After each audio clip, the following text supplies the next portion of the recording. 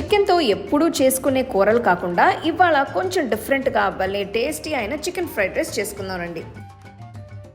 గిన్నెలో నీళ్లు, చికెన్ ముక్కలు, ఉప్పు, మిరియాల పొడి, లవంగలు వేసి ఉడికించుకోవాలి. చికెన్ ఉడికిన తర్వాత చికెన్ ముక్కల్ని బయటికి తీసి చల్లారనివ్వాలి. ఇప్పుడు కడాయిలో 2 కప్పుల చికెన్ని ఉడికించుకున్న నీళ్లు, 1 కప్పు మామూలు నీళ్లు, కడిగి పెట్టుకున్న బాస్మతి బియ్యం వేసి ఉడికించుకోవాలి. బియ్యం ఉడికిన తర్వాత మూత పెట్టి పక్కన పెట్టుకోవాలి. చికెన్ ముక్కల్ని చిన్న చిన్న ముక్కలుగా చేసి పెట్టుకోవాలి. ఇప్పుడు వెడల్పాంటి కడాయిలో నూనె, తరిగిన వెల్లుల్లి రబ్బలు, తరిగిన అల్లం, తరిగిన ఉల్లిపాయలు వేసి వేయించుకోవాలి. ఉల్లికాడలు, ఉల్లిపాయలు, తరిగిన బీన్స్, క్యారెట్, క్యాప్సికం, క్యాబేజ్ వేసి వేయించుకోవాలి.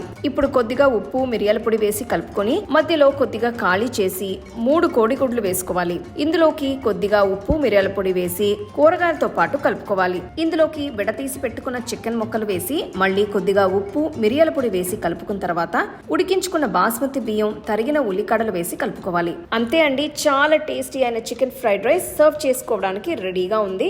చేసిన వెంటనే బాగా వేడివేడిగా తింటే అబ్బా అద్రింది.